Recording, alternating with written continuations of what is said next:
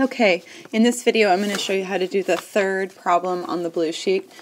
And in this problem we have 3 atmospheres, and we have a temperature of 25 degrees Celsius, and then we have a second temperature, and that is of 325 kelvins.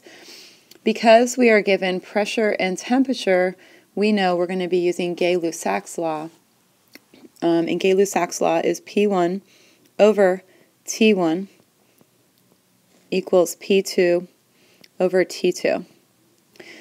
So let's go ahead and write out our givens. We have 3.00 atmospheres. Our T1 is 25 degrees Celsius. And a reminder that as soon as you see Celsius, you should be thinking kelvins.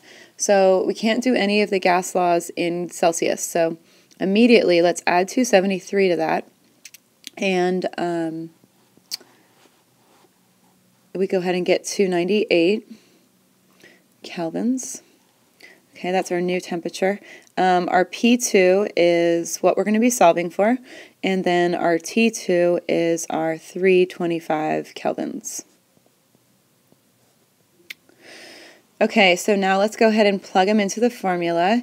So 3.00 atmospheres on top over 298 kelvins on bottom equals P2 on top, and then 325 kelvins on bottom.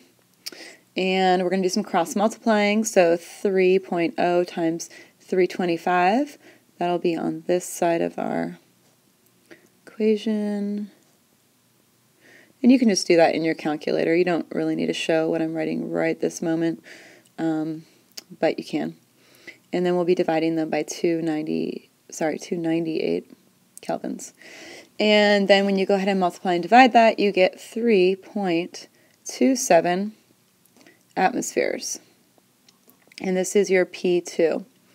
And the last thing we want to do before we confirm we're done with the problem is double check that this makes sense. So pressure goes up and temperature goes up, and so what we had seen was our temperature had increased from T1 to T2, so our pressure increased. So we are all done.